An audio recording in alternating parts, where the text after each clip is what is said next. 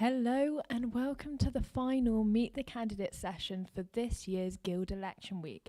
Today it's the big one, it's the one for Guild President, and I will be joined by 3 candidates in person and one whose personal statement will be read out towards midway. Today we are live in the M&D room on Streatham campus, and for those in the audience, as we do have a live audience here and we will have some online, but those in the audience, we are not expecting a fire drill. So I've been told to point out the exits, fire exit on my top left, top right, and to my side on the right over here. But as I said, you can get in touch live because we will be live streaming on various Guild platforms, and you can also send questions to hashtag XElections22, that's XEX. 22 in numbers. I am Laura Martinez-Williams, your co-head of news at Expression FM, your student campus radio, and in the audience I am joined by my lovely co-head Reese Wallace, who will be our roving reporter handing the mic to audience for any questions. Today's format has been designed with the order being random due to the candidates picking a straw. And also it will be designed in the sense that I will be asking some questions. We will then have equal time for the audience. But if there aren't as many audience questions, it'll be back to me for questions. So without further ado, can I introduce my first candidate, Lily Margaroli. Hello. Hello. So I've seen you many a times this week. It's quite bright. I know. So don't worry, at least you can see me. I'm not a horrible person, I hope. So the only face you can see today. So we're going to start straight with Lily. Obviously, you are the current Guild President. I think that's maybe like the big elephant in the room. I want to know, why are you running again? Do you think there's still work to be done? So I'm running again because, I think that I'm in the best position to continue making changes that students want and need. And I'm really, really passionate about the job that I've done this year and had the sort of privilege to do. So I'm passionate about students, I'm passionate about making changes, improving the student experience for everyone at Exeter. And I think that the sort of 6 months and come July, the year of experience that I've had, gives me a lot of knowledge and skills and relationships, which mean that I'm going to be able to go on to make much, much bigger, more long-lasting and impactful changes. And to answer your question about are there still changes that need to happen for students, of course, that there's always more that can be done for students.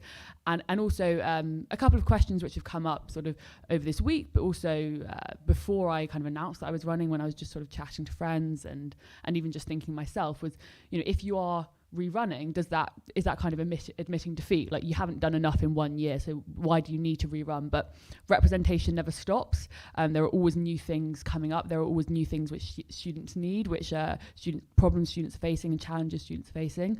And I simply put, I think that I'm the best person to continue doing that. So you mentioned you've achieved a lot of things this year. Do you mind explaining to those who are listening what you have achieved? Yes, so some of the things, I can sort of list off a few of the things that I've done. So most recently, I've worked with the university on some hardship funding. So for those that aren't aware, hardship funding is basically a pot of money which is open to any students really that need support in a range of different areas, but it's for financial hardship. But it's different to maintenance loans in that it's not as means tested, so you don't need to be able to prove that your parents sort of earn X amount or the other things that make it quite hard to kind of get increased money from maintenance loans. So some of you might be aware that there are increases in sort of fuel costs coming in, and that's going to increase our bills, basically. Everyone's bills will increase, but for some people that will have a really massive impact, and it might mean that there are certain students which sort of can't turn on the heating, or are going to have to take up another job, or are not able to do societies or sports. So knowing that, I sort of raised that with the university and said, look, we really need to increase the money available to these students. What can we do to help them? So that hardship fund it's not exactly confirmed yet, the amount that it's going to increase by, because it's got to go through a few different sort of levels of funding processes. But about between £40,000 and £60,000 just for the rest of this academic year will be put into emergency hardship funds for students to access, specifically for those fuel cost increase. So that's just one thing. A quick question, can you access the Hardship Fund now, or is it to be introduced soon? So the Hardship Fund in general is accessible now. It's a Success for All fund, so anyone can access that. You have to fill in forms and say why you're using it. But there is a specific increase to the hardship funding already available to kind of react to the increasing needs which students are going to have following this increase in fuel costs, which is coming in April. So it will be confirmed and sort of finalised before the costs actually increase. And then next year it will increase even more, because obviously then it will be a whole academic year that students will need support for. So that's just like one example of a really sort of quick turnaround, a reactive change which I've been able to make. But that's just one thing. And another thing that I've really been passionate about working on is sustainability. I've worked with loads of students on this, and one of the best bits around my work on sustainability has been actually, interacting with our student societies, our student activists, one of whom is now running for another position, which is really exciting. And working with them around like what do you want to see the university do to be more sustainable? So mainly I've worked with Be the Change Society with the 5 demands open letter, and we kind of reworked that a little bit from what they did, pushed it out with sort of Guild social media to kind of get some more signatures, and then formally sent that to the university and then spoke about it in a panel event. And from that, there's a few streams of work going on, but the biggest things that we've seen is a change from a 2050 carbon net zero target, and that's now moved to 2030. So that was one of the demands on the letter, which is a really, really big change. And that's, 2030 is a bit more sector leading. 2050 is pretty poor for a university which says it's sort of leading the climate justice movement. And we've also got £15,000 confirmed to go to student-led initiatives around sustainability. So that's, any projects which students want to run on that, they'll be able to pitch for that and get that money to do whatever it is they want to do on sustainability. And we will also be doing a walk around campus with the Environment and Climate Emergency team, and basically saying, look, this is what we need to see changing, this is what we need to see improved to make our campus more sustainable. Those are only 2 things. I could carry on going, but there might be some other questions you want. I can carry on going if you'd like, but I'll let you. You touched on 2 of the main topics I would like to discuss. So one of them, obviously, money. We're at a university that that does encourage a more fiscal and expensive way of life. For example, we have the marketplace, with the meal deal costing more on a student campus than it does in any supermarket. So I wanted to know, what will you do to make sure that students from lower income families or lower backgrounds feel as though they're being included in this university environment? Yeah, absolutely. So I can sort of touch on the food bit to start with, but also go more broadly into that question. So we at the Guild, we don't have ownership of any of the food and drink outlets on campus anymore, but we do sit on commercial collaboration boards. That's a relatively new thing that we've been able to sit on and get involved with. Although the boards have been there and we've kind of engaged with them, there hasn't been much take up from the university of actually sort of listening to what we have to say and taking heed of the student voice in those settings, because to a great extent it's a money-making business for the university to have these outlets, and if students will pay the price, then they're probably going to charge it. I don't agree with that, but that is the perspective that they're coming from. But over the past sort of couple of months, we've been working with the university a bit more closely on the Forum Food Kitchen, which should be opening quite soon. And we've got our foot in the door there in terms of having conversations around what we want the outlet to look like, what students want from that outlet. And hopefully that will enable better choice for students and better prices for students. But what I think we really need to do is bring in more student voice. It's not just the full-time officer team, because we're not the only students, and yes, we represent every student on campus, but we need to be having conversations more broadly, and the university needs to be having conversations more broadly with the student body when they have food and shop outlets. Are students happy with that? How do students actually currently feedback that they're not happy with the offering? Because it's great to come to the Guild and we can then give that to the university, but I think the university needs to be directly speaking to students as well, because it's their shops, and if the shops aren't delivering, they're also not going to be getting all the customers that they could be getting. So that's on the sort of food side of things, but more broadly about how we engage the wide diversity of students that we have with everything that's going on at university. I think that's a really important point. Something which we've done this year, which I'd like to continue and increase, is a specific funding that students can access to join societies and clubs.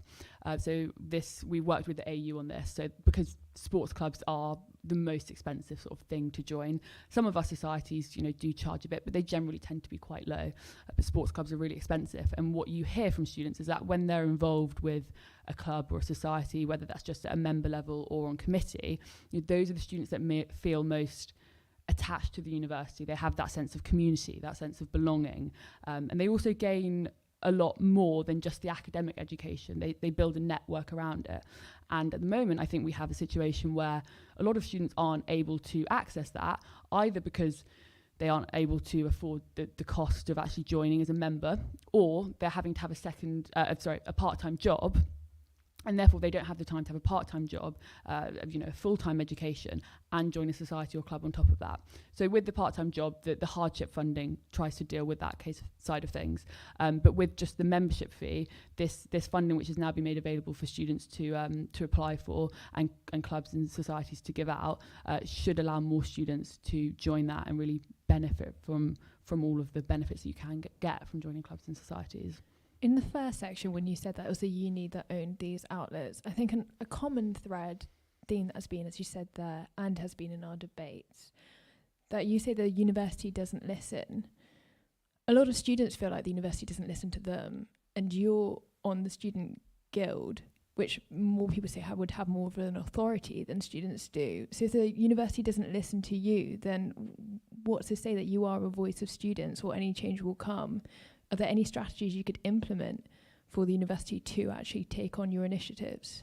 Yeah, I think there's certainly more that can be done, and I think it's a case this year of sort of prioritisation. Yes, cost of food and drink on campus is really, really important, but often we've sort of had bigger things that we've been looking at sort of around exams, students coming back or not feeling safe on campus because of COVID, online versus in-person assessment, all of those sorts of things which have means that we've been really focused on that rather than the cost of being on campus and eating and drinking on campus.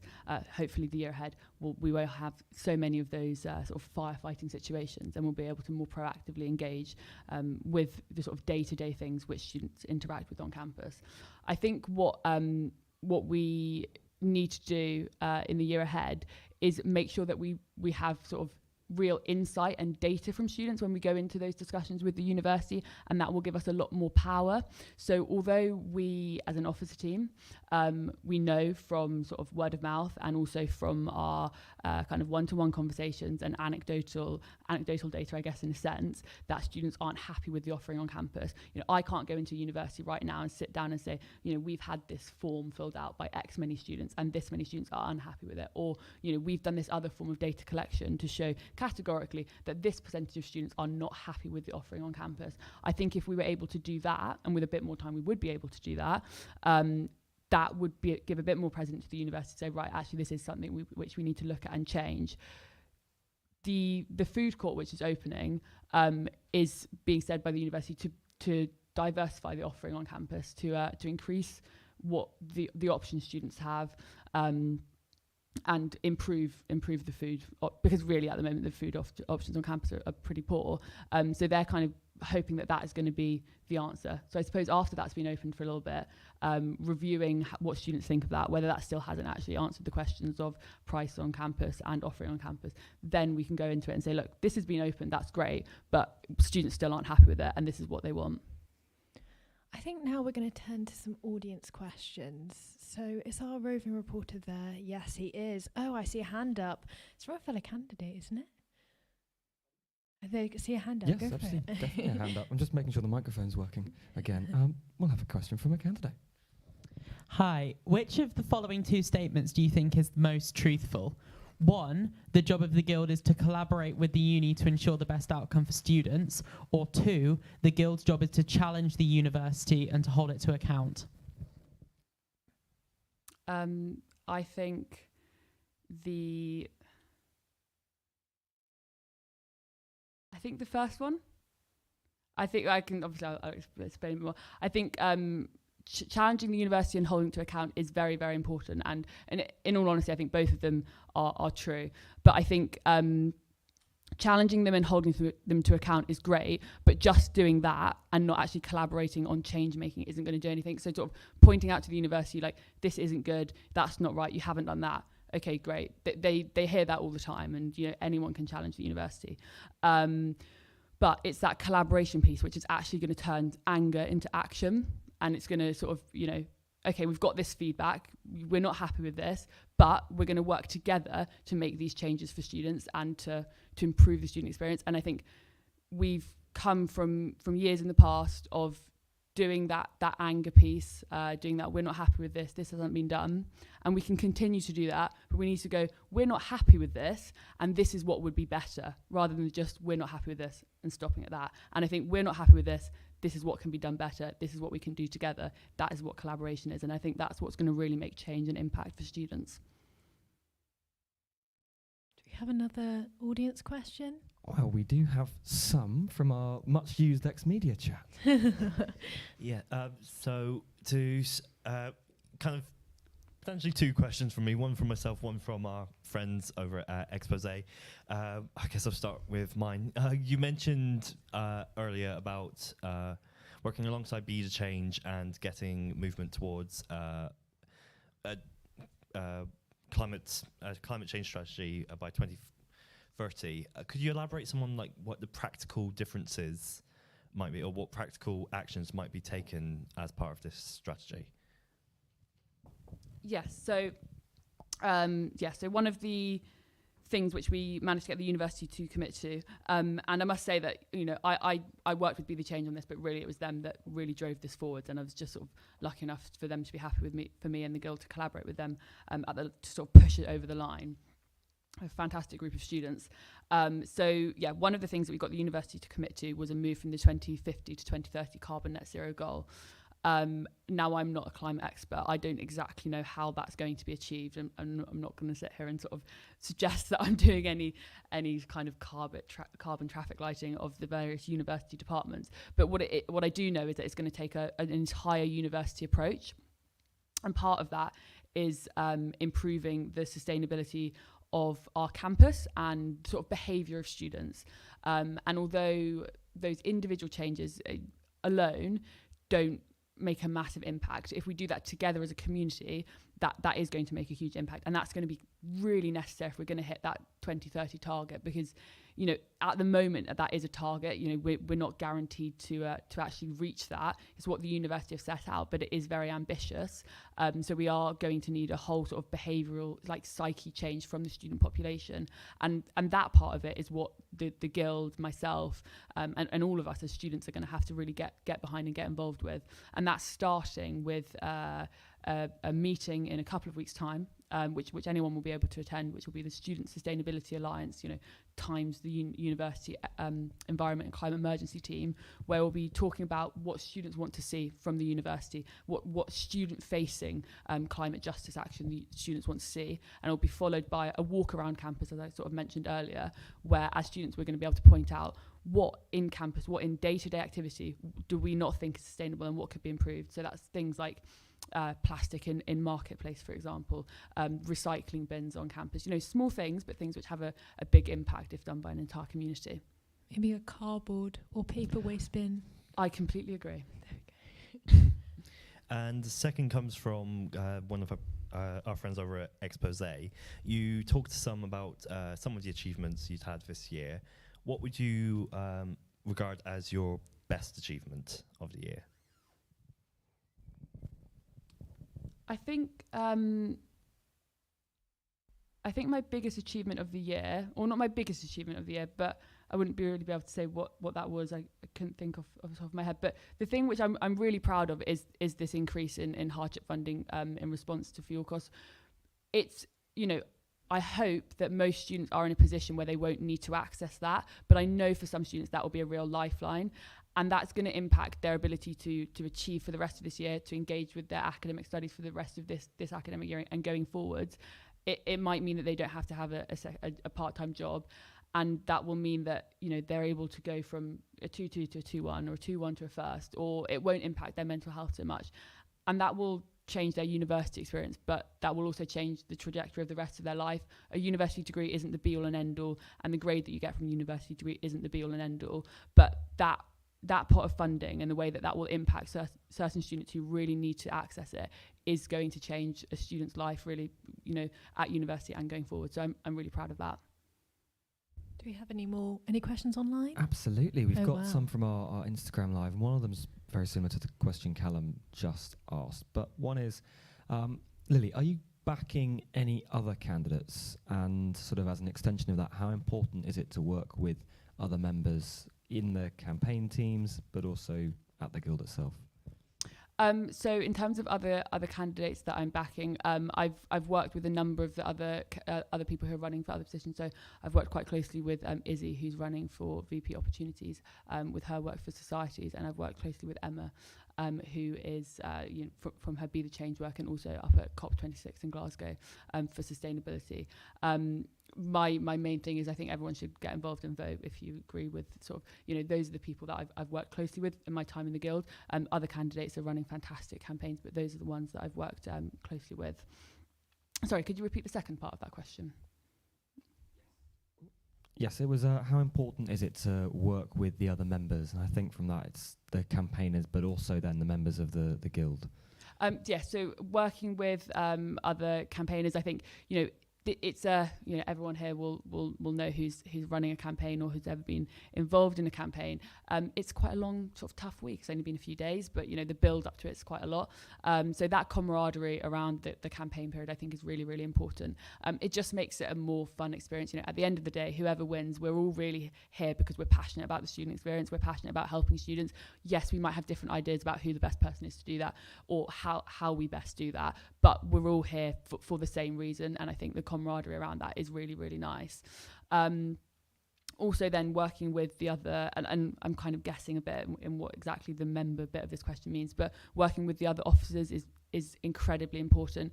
This year we've had a really, really amazing team spirit. I think we've worked together really, really well, and I think that's been amazing in terms of our output, like what we've been able to achieve for students, but also us as individuals have been able to come together and create a really, really tight-knit bond, because there are certain challenges that you face as a team, and being able to work together and really having that supportive network around you is incredibly important. So I've got one last question, and if you could, it's a short one, so we can answer just as short. Say you get the job, everyone votes you again for a second time as Guild President. What is your number one priority?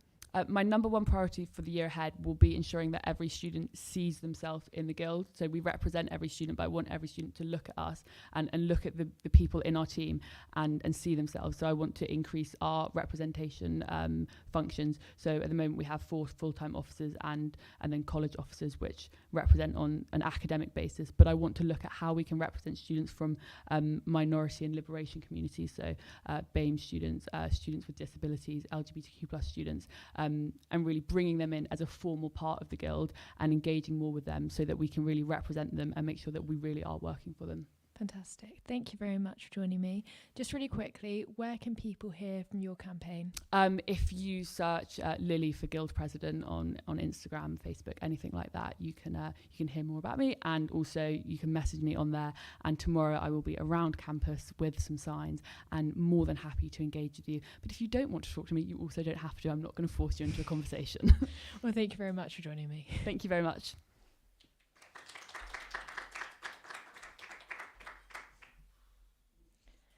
Now, our second candidate, Jonathan Parker, unfortunately, has declined the invitation to attend. So I've been given his personal statement and to read out loud, and it reads as follows. The Guild is a corrupt, bureaucratic and unjust administration that is not fit for purpose, filled with politicians and cretinous autocratic archons, its sole ambition furthering its own petty agenda and internal designs. It is time to, capital letters, abolish the Guild. As President, my sole priority will be the absolute and permanent abolition of the Guild. All responsibilities and authority currently assumed by the Guild will be developed to their respective organisations, i.e. societies will becoming full self-governing organisations bound only by the will of its members. This will have numerous immediate benefits, such as removal of red tape regulations like mandatory paperwork and superfluous risk assessments. Parties such as the advice unit will continue to exist as independent entities now able to fulfill their purpose free from external influence and guild decree. My priorities are as follows.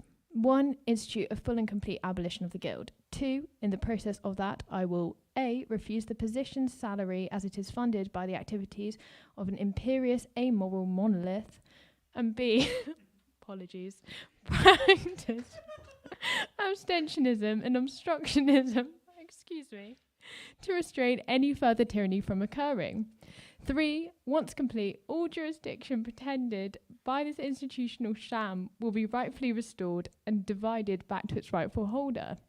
So, on the 15th of March, vote Jonathan Parker for Guild President, and together we can slay this putrid festering mass and apologies, its peremptory reign of terror. Thank you very much. I am so sorry. And without further ado, please can I introduce the third candidate, Frank Allen.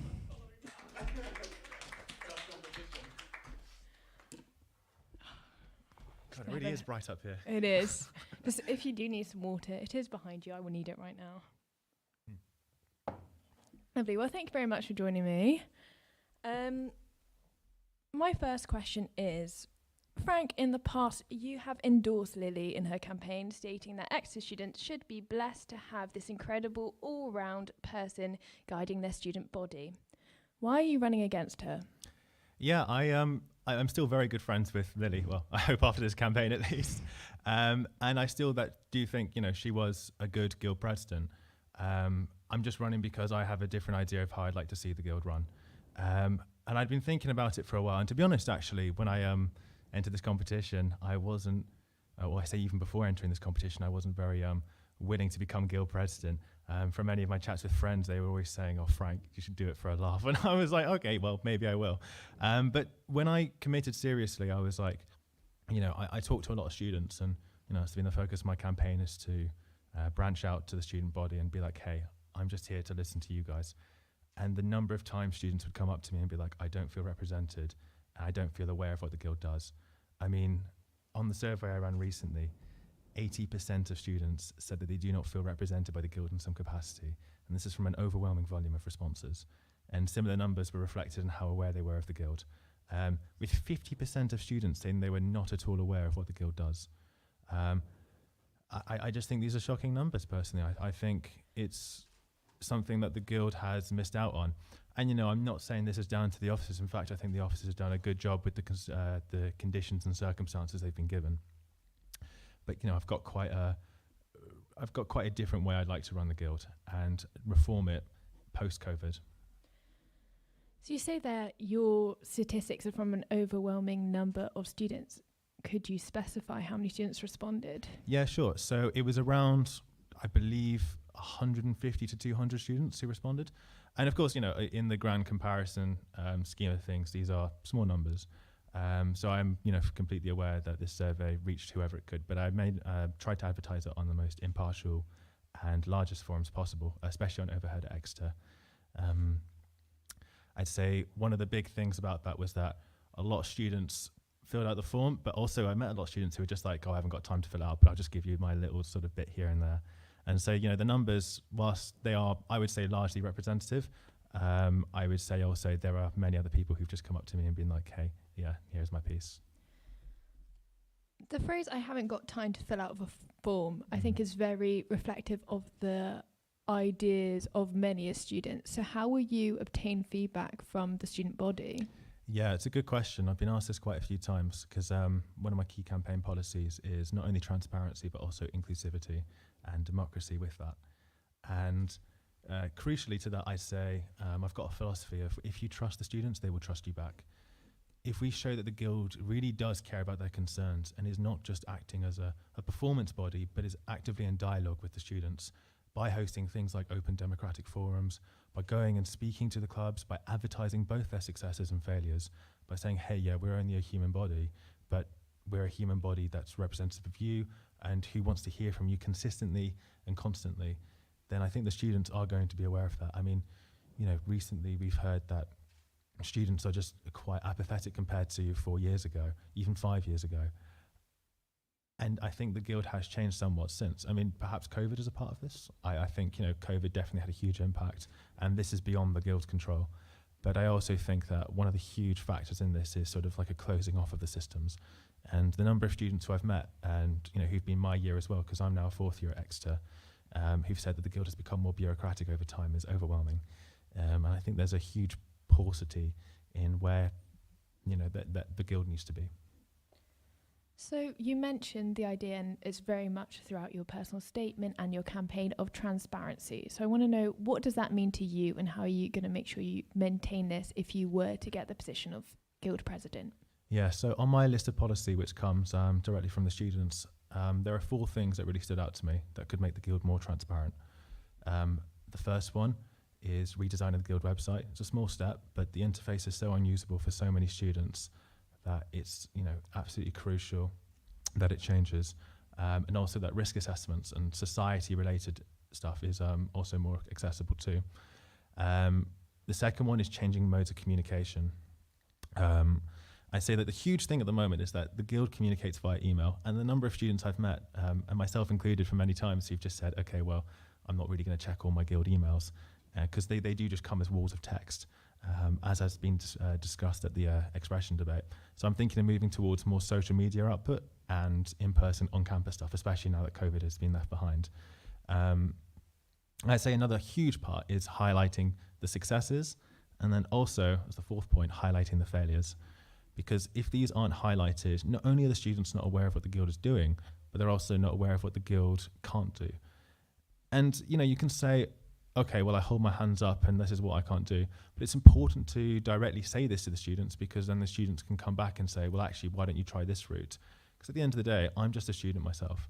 And I'm just doing this position because I feel if the students deserve a better Guild.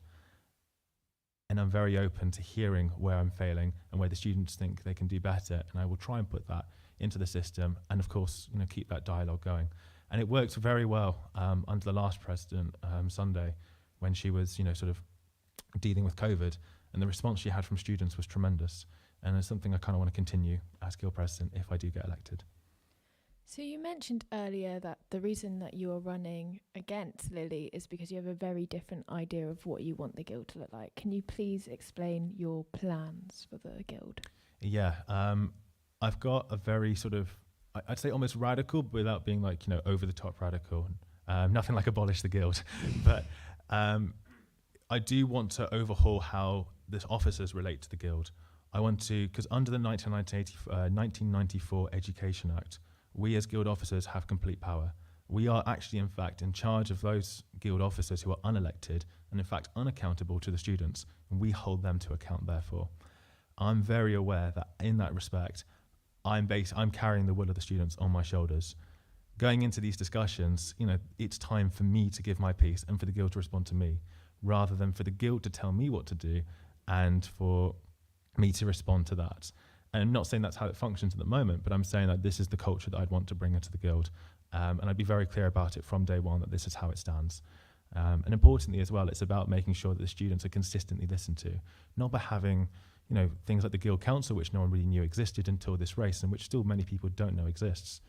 But having open forums that exist on an open democratic basis in the moment when key contentious issues come up, and forming ways like the activities councils, freshers hall committees, these sort of extra forums, which would give so much voice to the people who already feel disenfranchised. The number of people who filled out my forms who declared that they were first years and were like, yeah, I don't feel represented at all. I feel like a hall committee could be absolutely crucial.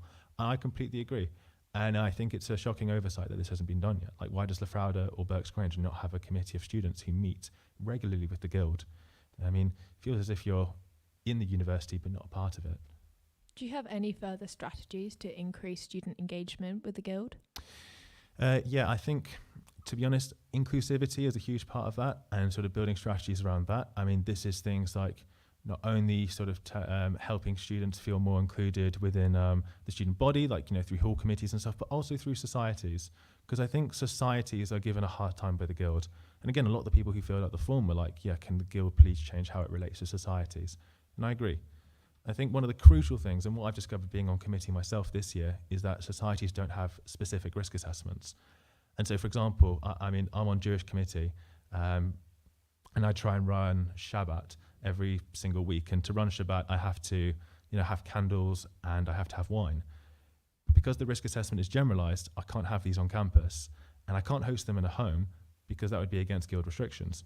So I can't actually legally bring in Shabbat on campus, which, I'm not saying there's any sort of like conspiracy or anything going on, but I am saying that, it's shocking because it makes a lot of Jewish students feel as if they're not included in the process. And I think this can be extended to all different societies to meet their needs as and when. And so one of the policies I'd like to bring forward is society-specific risk assessments. So you mentioned their societies and you mentioned students in general on campus, but the accommodations that you mentioned were the ones on Stratham campus. What about the students at St. Luke's? Yeah, I agree. I mean, the only ones I was mentioning were just sort of examples here and there. I mean, things like Rowancroft, areas that like Atlas House, for example, even though they are privately rented, we would give them not Rowancroft, but Atlas House, that is. We would sort of give them incentives to start up their own sort of committee. And that incentive being not only, a place on the board and a place to talk to, the Guild directly, but also sort of the chance to help improve their accommodation in time. And another one, like going into sort of privately rented housing, is that students at the moment feel as if the university does not look out for them in terms of landlords. I mean, the number of scummy landlords who are able to get away with ripping off students with extortionate prices in shoddy quality houses, it's just shocking. And a huge part of this comes under safety. And this is sort of where I want to go on to, not to like go into a whole spiel because, only so much time, but safety is perhaps the most crucial thing in making students more engaged with the Guild and being transparent with the students. And this is why it's the most crucial thing in my campaign, because without student safety and without them feeling as if the Guild is looking out for them, they're not going to trust the Guild, especially when 86.3% of women recently said in a survey that they do not feel safe on Exeter streets. That's a shocking number. So you mentioned their safety, but this is quite a broad term. I'd like to know, can you break it down for me? What are you looking at specifically? Yeah, because safety comes in many forms in this case, and my list of policies tries to highlight that as best as possible.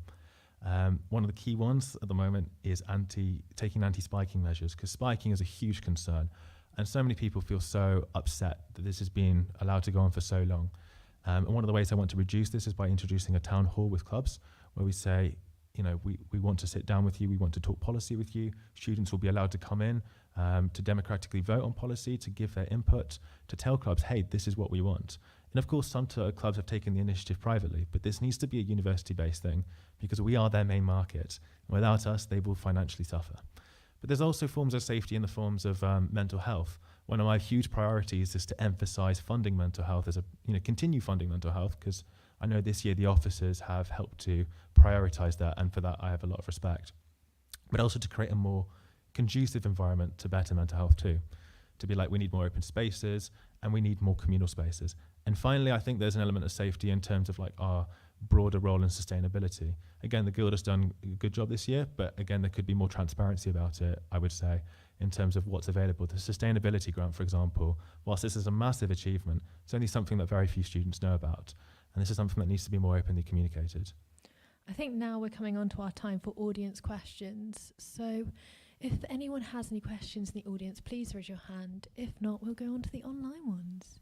We will actually start with an online one, and then I'll make my way over across to someone I can see with a hand up. But from Instagram, for Frank, what do you wish to change about the Guild? And in this, we'll go for maybe a top thing you want to change, the number one change.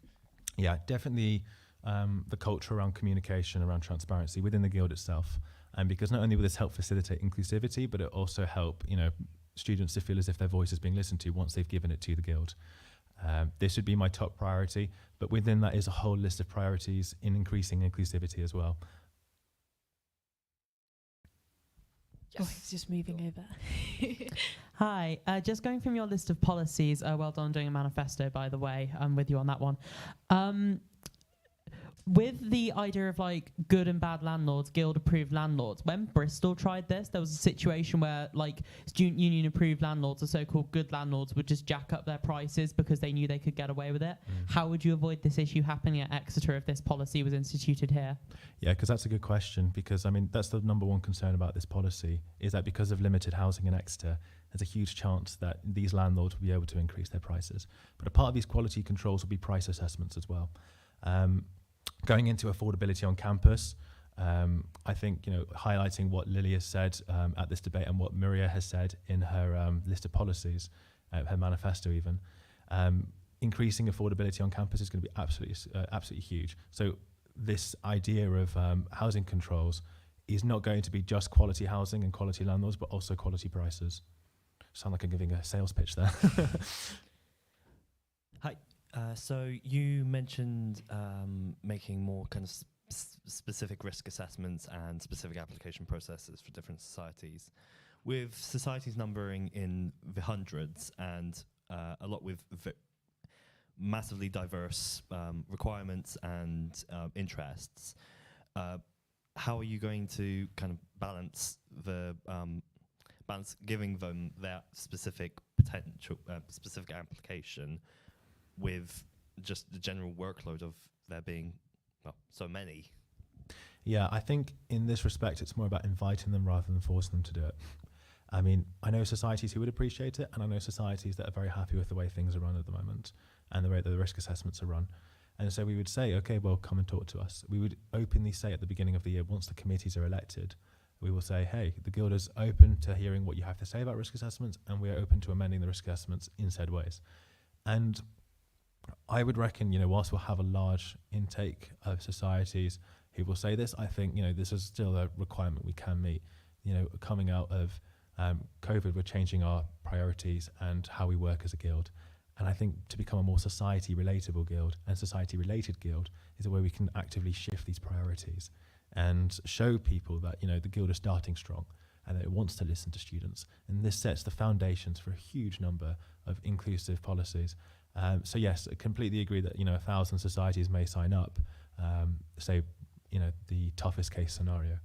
But that being said, the Guild is trained to deal with this, and it won't be a long process, mind you. But it is more like, can you let us know what you would like to see amended, and we will work with the societies and hopefully establish an activities council.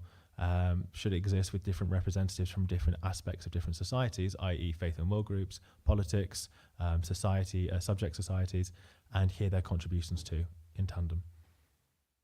Are there any more audience questions? Yeah.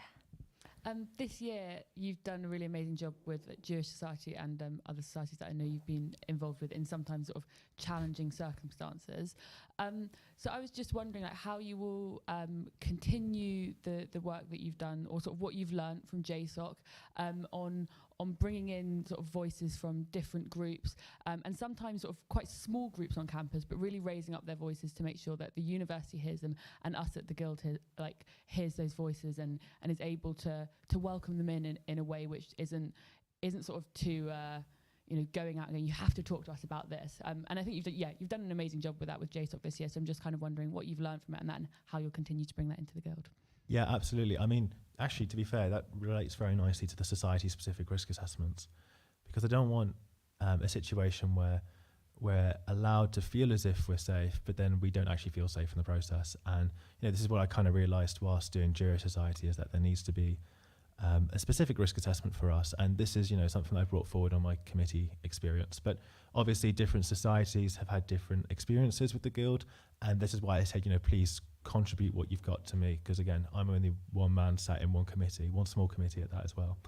I say to continue that would be really good, but also to continue welfare and to make the Guild one that listens and is approachable. One thing that really worked for me in Jewish Society this year was not acting just as president, as some figure or treasurer even who's just sat on the sidelines, but actively engaging with the students, helping them out in tough situations. I mean, both in situations where they faced anti-Semitism, as they've described it to me, and also in situations where they've just genuinely felt a bit low. And, sort of to be almost that sort of father figure in a way is something I want to bring to the Guild as a father figure in the way for the students. but not someone who's sort of patronising, but someone who's there to listen to what they have to say and to increase inclusivity in that respect. I feel like this year JSOC has become extremely inclusive. Not only do we welcome people who are Jewish themselves, but also, who are interested in finding out about Judaism and finding out, about how things are run. And that's, kind of an attitude, an open-minded attitude that I want to bring to the Guild too. Got a question that's come in from Facebook, which is, how would you strengthen the financial position of the Guild? It's a good question. I think, in terms of like raising the position of the RAM and everything, because I know that the Guild at the moment has sold off their services to the university. And I think one of the ways we could do this, and I'm hoping we can do this, is by reopening the Lemon Grove. Now, this may be contentious because I know that the Guild has sold off a lot of their assets to the university, the RAM included. But I'm hoping, should it be feasible, and if it's not, of course, this will be actively advertised to the students, that we can bring in reopening the Lemon Grove to increase our revenues and allocate accordingly. But also, we need to do a service allocation quota and audit in conjunction with the services survey. Because the problem is, a lot of services in the Guild are either not being used or not being made aware of, and we're losing huge amounts of money to funding these services where they do not need to be funded. And by assessing which services deserve more priority, we can not only be more sustainable in our service outreach, but also in terms of strengthening our financial position by ensuring that our money is not wasted and it's well spent. And an audit into the services that are good will also help to decrease some of the extortionate prices that we're seeing across the Guild, particularly in the marketplace with the meal deals. So this two-pronged approach of hoping to open up a student bar under the Guild's authority, and also hoping to check and audit all the financial services across the university, and being engaged with the students and what services they want to see, don't want to see, and what they've heard and not heard are going to be absolutely crucial to start strengthening the Guild's financial position. That's, I think, everything from the audience and from online. I think we're sort of coming to the end of the time for questions from Laura as well, so we'll head back to you guys. I've got 2 more questions I'd like to ask before we finish. One, you touched on well-being there. I want to know, how will you encourage students or help students with well-being, but those who don't actively seek it? So, for example, when you're a first year and you come to uni, that's quite a big step that a lot of people don't really tell you about, or it doesn't feel as justified. How would you help in that respect? Yeah, because I think there is a lot of that at university, and it's obviously well and good to say that the university is here for you and we're here to listen for you. But when you've got a mental health service that is chronically underfunded, and you've got environments not conducive to good mental health, people are actively going to feel as if we could say tell this to the Guild and they won't change anything. And it's about having these measures in place as preventative measures to help students feel more open and more willing to contribute what they're suffering and what they're undergoing. And I think, you have to justify words with actions. And what this whole list of policies is justifying what I'm saying with concrete manifesto points, to come forward and say, hey, students, I'm taking your concerns extremely seriously. I'm not here to put on a performance. This job for me is not a performance, it's not a career, it's an opportunity to help the students increase their university's potential and their Guild's potential as well. And the final question from me, if you were to be elected as Guild President, what would you want to be your legacy? I'd say, to be honest, one of the biggest things I'd want to see is a safer campus, and I'd see a democratic campus as well.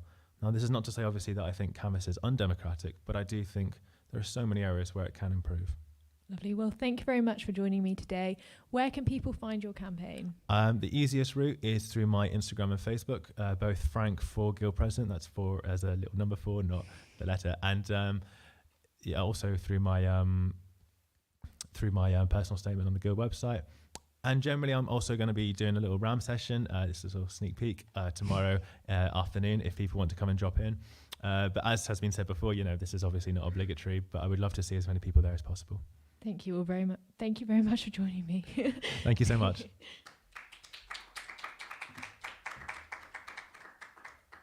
Lovely. And can I welcome to the stage our final candidate, Maria Aspinall.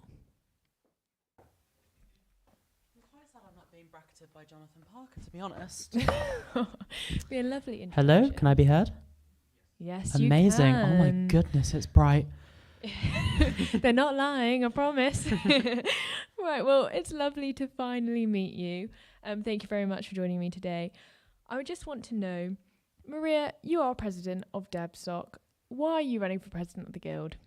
I'm running for president of the Guild because when I talk to students, similarly to Frank in some ways, people just have no idea what's going on. So the Guild really helped me out in the past year. I came out as transgender about a year ago now, and my family did not react well. Although we're patching things up at the moment, they very much expelled me from the family unit. I had nowhere to go over the summer. I went to talk to Wellbeing, who were like, Jesus Christ, you need to talk to the advice team. So I did, and they were able to get me some accommodation for the summer, free of charge, very few questions asked. It was absolutely lovely, and without them, I would not be where I am today. And so given how much the Guild has helped me, versus given how little students know or care about the Guild, is quite a sad contrast that I think by having a focus on transparency, affordability and empowerment, like my campaign has been saying, the Guild can start to engage with students and students can start to see how much the Guild can support them. In terms of DebSoc, is there a more pointed question you want to ask about that? Because I don't really see how that connects to me wanting to run for Guild president. No, it's just maybe you want to build on the experience of being the president of a society and how you would incorporate that. Do you have any way you would use that experience for? Yeah, I think the main thing that DebSoc has taught me is how to lead a team of diverse people. I'm quite a left-wing character. People who've spoken to me know me as that. Yeah, I've had to lead a team of centrist liberals, right-wing people, people further left than me. I've had to basically take people who will have very differing ideas and differing views on matters and get them to work together collaboratively to great success. The society is thriving at the moment. We're doing really well. We've got loads of members. The events have been great this year. I think that ability to take together different interests, different goals, and sort of combine them and work them together to reach good ends. It is something that will definitely allow me to work well with the VPs and also to represent student interests. Also, just the fact that I've vetted over 250 speakers for my role in the society this year. This has been the success story behind why we've got rid of our previously transphobic reputation. We properly vet our speakers now before they come. I think by taking a personal interest in speaker events at the Guild, we can avoid scandals like this year's Dan Pena thing, which under my watch would not have happened because it would be easy enough to vet out that he was a violent, misogynistic, just terrible, terrible man who has absolutely no business speaking at a university or being invited in the first place. So you mentioned there about the invitations of guest speakers. I think we can associate this also with the affiliation of certain societies that have caused a lot of disruption, I'd say, and outrage amongst the student community. How would you, if you were to get this role, go about treading this fine line between listening to what students want and maintaining the integrity of freedom of speech? The fine line begins and ends with the word of the law, namely the Education Act 1986, Section 43, subsections 1 and 2 for the legal nerds out there. Basically, the reason that the Guild cannot get rid of those who would seek to, attack women for having choices and bodily autonomy, the reason they cannot get rid of that is due to that legal thing. You cannot disaffiliate a society on the basis of political belief unless it is what the government defines as hate speech. And a pro-life position is not defined by British law as hate speech, therefore you cannot get rid of the society. I think ultimately what the Guild needs to remember, though, is that it is not powerless. If that society in its activism or its campaigning gets to the point where it is threatening or harassing people on campus, they can no longer hide behind free speech law or education law. They are committing crimes, they are breaking the Guild's code of conduct, and the Guild should not hesitate, and I would not hesitate to make sure they have consequences for that. So I want to get back to your first answer, and you were saying how much the Guild has helped you and how students do not know about it. How would you go about ensuring that and promoting what the Guild has to offer to students? I think to go back to something Frank said earlier, one aspect is social media, because I don't know if you guys remember, but when Sunday was guild president, she was constantly like, here's what the guild's fighting for, here's this thing going on at uni, here's that thing going on at uni, here's this thing which might be relevant to you. She was constantly bringing stuff to students' attention on her social media, really making sure students knew what the guild was doing for them. This year, it's all gone a bit quiet. I am very sure that the current SABs have done great things, and I know they've done some great things because of correspondence I get as a society committee member and my personal interest in running for the guild. However, if the guild this year have been fighting for lower prices on campus, I don't know about it. If the guild has been fighting for sustainability, I only heard about it tonight. There's fundamentally a lack of transparency in terms of how the guild do that. So social media is one thing. The other thing is better emails, specifically making sure the emails are easily readable, they're more prudent with how much information they put in, and also looking at maybe getting like targeting. So maybe, for example, if certain emails would only go to you if you say put a certain thing as your interest. If you, for instance, don't want to get emails about society committees, if you're not on a society committee, that no longer goes to your inbox, that sort of thing. So basically reducing the amount of communication you get or increasing it depending on how much you get, meaning you're more likely to engage with it and therefore more likely to know what the guild does. I think it's fair to say that you are a strong advocate for inclusivity and students' rights. I would like to know, how would you make more underrepresented groups feel as though they have a voice amongst the student community? I think the first step has to come with engaging with these groups, right? Talking to LGBT society, talking to BAME society, talking to the trans and non-binary cafe. Basically engaging with people, getting to know what their needs are and what kind of things they want to see in the guild. I do think that the guild does have existing democratic structures, but I think the way they're built is a little bit problematic.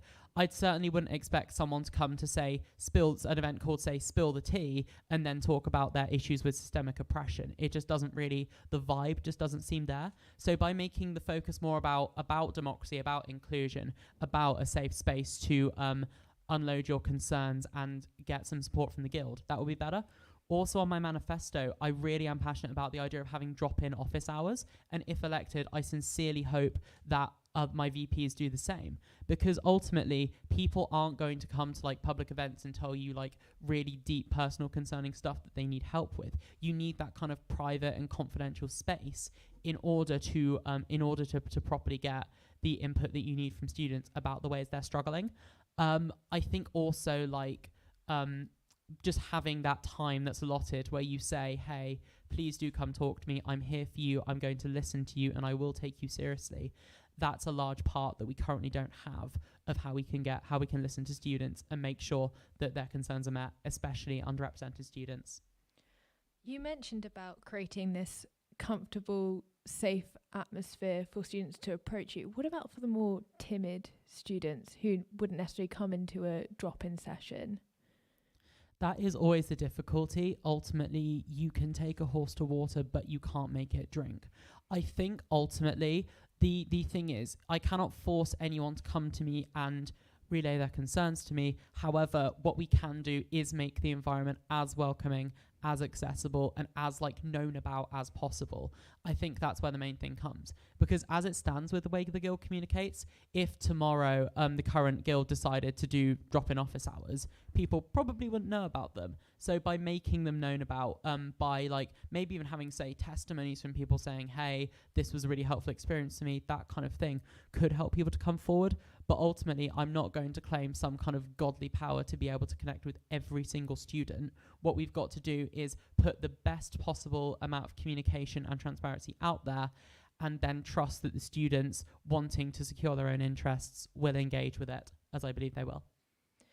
So now, one of the Guild's main priorities that they have displayed this year and for the future is sustainability. Do you have any points in your manifesto or anything close to heart that you really want to push forward? I think with sustainability, on my manifesto, there is that I want to work with societies on this. Fundamentally, I do not know as much as Be the Change or the Student Community Garden or Emma, who's running for VP Liberation. I do not know as much about them as sustainability. I think working with these people who've been like talking about this for so long is really important on the matter, so that we're not like paternalistic. really making sure students heard and listened to. Also, I really want to fight for more plant-based options on campus, because fundamentally, like, if we want people to take on a more sustainable lifestyle, if we're not giving them the options to do so, can we really blame them? I think the third and final thing I want to talk about is that I do think the focus also needs to be on challenging the university, right? Because ultimately, everything we do, every meat sandwich we eat, every bit of plastic bottling we get from the marketplace is just a drop in the ocean of the university's, coal mining degree, its funding of fossil fuels. It literally accepts loads, hundreds of thousands, millions of pounds from the UK military, who are about as sustainable as a coal factory burning elephants alive. So ultimately we need to be making sure we're holding the university to account as the largest producer of greenhouse gases at Exeter Uni, and making sure we're not just promoting a good lifestyle among students, but that we are actually holding the university to account and making sure that they uphold their part of the bargain. Just a quick final question before we jump to audience questions. You were mentioning about more plant-based options, and obviously Oxford and Cambridge have implemented getting rid of selling of red meat on their campus. Is this an initiative you would like to bring to this campus? Gonna put my hands up. I eat meat. I think ultimately, right, that sort of thing, if it were to happen, it would have to be the will of students on a democratic referendum or petition or something like that. Maybe it's a good idea. I'm more than welcome for people to make their case. For instance, DevSoc this year did host a debate about banning red meat from university outlets. I'm more than happy to hear the perspective of people who would like to do that, but I would like it to be put to a vote before we initiated such a change. Also, it's worth bearing in mind, we currently do not have the outlets, so we couldn't just immediately snap our fingers and get rid of all meat. Ultimately, I think for now, the thing that benefits everyone is if there is more choice to live a plant-based lifestyle. Because if the choices aren't available, then it's hard for plant-based people to enjoy their time at uni. And ultimately, we can't expect people to abandon meat, as perhaps the end game is, unless there are proper, tasty, good value for money options, varied options in place. Thank you very much for answering that question. Now it's time we'll turn to the audience question. Is our roving... Oh, he's on his feet. Oh, yeah. Has he found anyone? I went over to one side to think if I could get some questions from there, and then the people I thought were going to ask questions left. Hi there. So you just mentioned there about getting more plant-based options on campus. However, obviously, a lot of students have financial concerns, and a lot of the plant-based options, certainly at the moment, whilst a great kind of option for carbon footprint, can be more expensive. How would you enroll? How would you try to balance those two things of students wanting cheaper food, but also more environment-friendly options? Plant-based doesn't have to mean more expensive. Not at all. In fact, meat is often more expensive to buy and procure than plant-based stuff. The main thing is that, generally speaking, people will jack up the price of plant-based options to try and tap into a nascent market. This ties into a wider point about affordability on campus, in that I really do want to fight the university tooth and nail to try and reduce the prices of things generally. The £4 meal deal is something we've really been talking about a lot in my campaign, because at this point it's absolutely ridiculous. The university is charging us God would weep at the amount that we have been charged at this uni for basic food, basic sustenance. Ultimately, I would like the university to start putting students before profit when it comes to food. And I'm willing to start applying proper pressure to the university, even if it makes my position more precarious, if it means that we can finally start getting affordable options on campus. And that absolutely goes for plant-based options. Plant-based people vegans and vegetarians should not find that they are any less well off than the rest of us just because they live a lifestyle that corporations like to predate on. And cheaper plant-based options and cheaper options generally are something that I really want to try and bring in my time as Students' Guild President. Are there any further questions? We do have some questions, don't you worry. Apart from one half of a very good book by Jess Phillips's title, what does speaking truth to power mean for you, Maria? I think speaking truth to power is essentially the idea of not really mincing your words, and also not being afraid of those who have more power than you. In this instance, the main power in which we are speaking against is the university. Earlier, I asked Lily whether she thought that that the main goal of the guild was to collaborate with the university to get results or to challenge it and to hold it account. I firmly believe that as a students' union, it is our job to hold the university to account. The university is, and I will not mince my words here as example, a predatory corporation. It takes us as a captive market, puts us into debt, charges us obscene prices because we have nowhere else to go, and then basically expects us to enjoy it because we need to go there for an education in order to get a career. Fundamentally, the university is a predatory and dangerous corporation that needs to be held to account, or else it will run roughshod over the university, over students. While I am happy to collaborate with the university where it has good ideas, I think that the initiative needs to be on challenging it, showing how it is not okay, making sure we gather students and organize students such that they are able to resist the university when it does horrible things to them.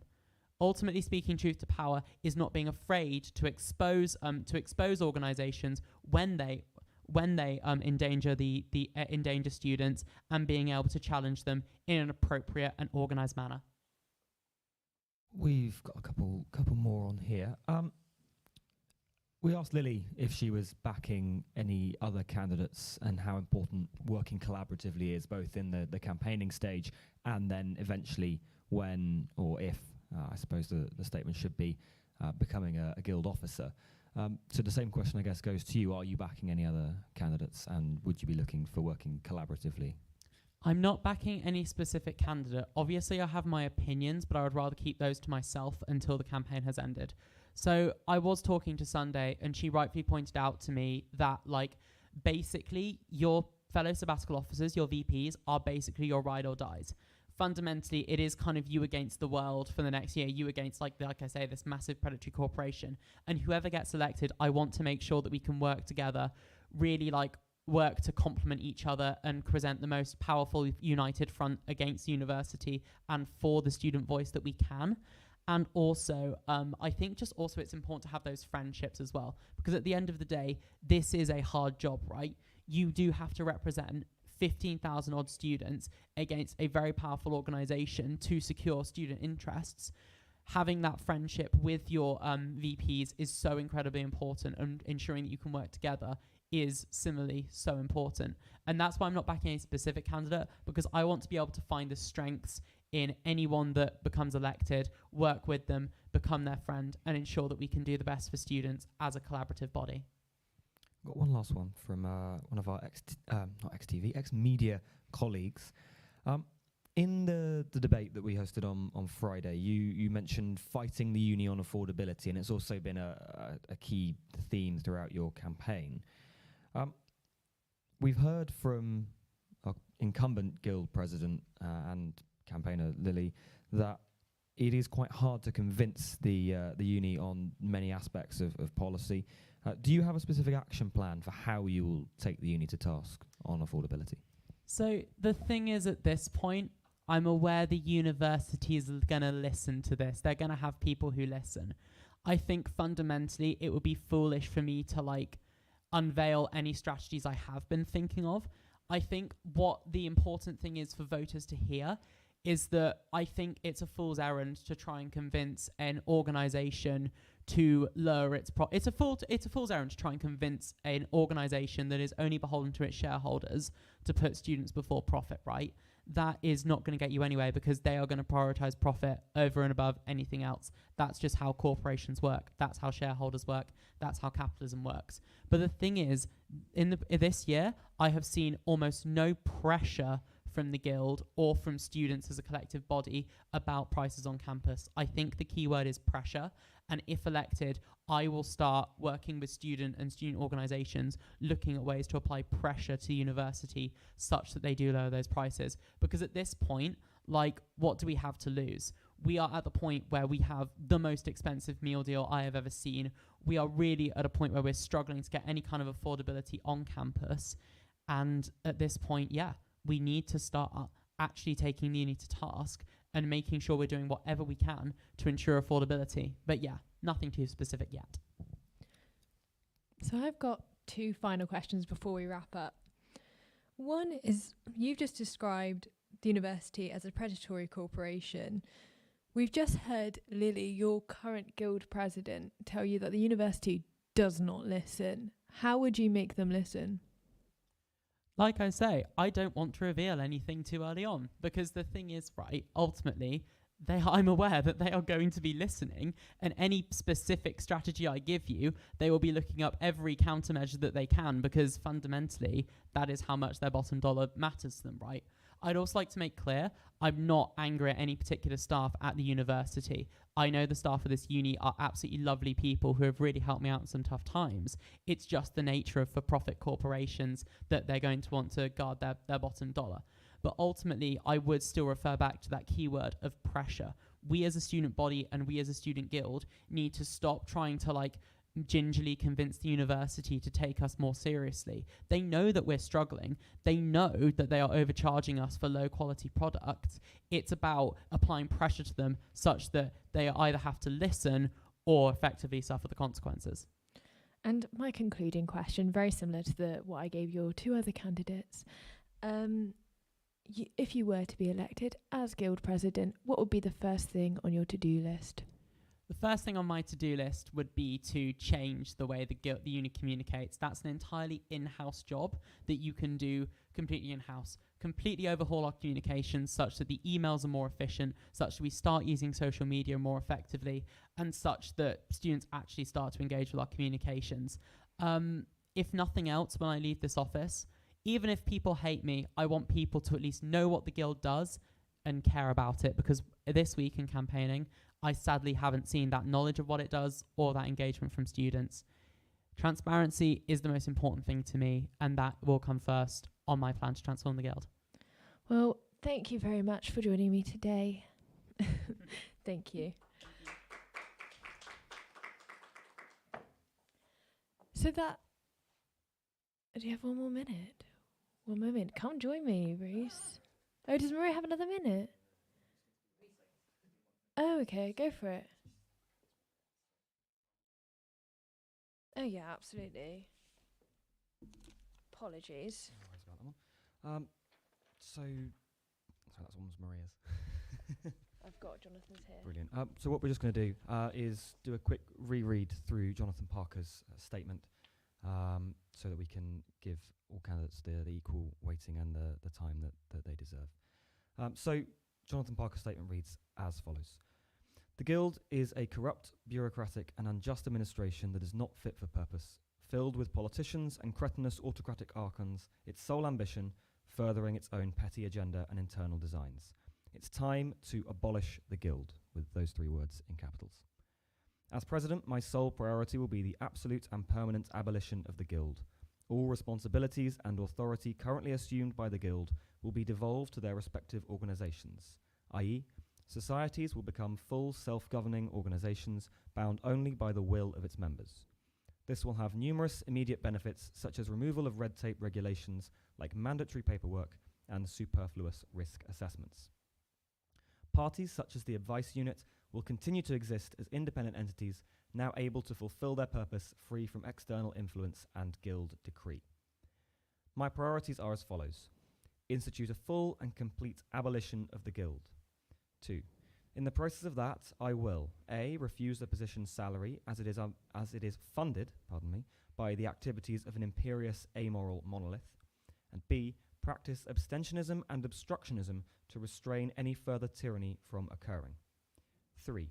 Once complete, all jurisdiction pretended by this institutional sham will be rightfully restored and divided back to its rightful holder.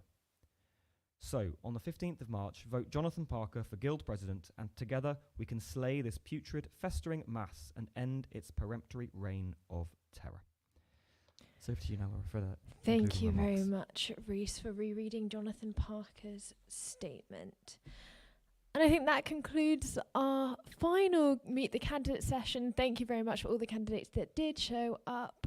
Voting, as you can tell, has gone up since I last saw you by, I believe, about 350 who are there.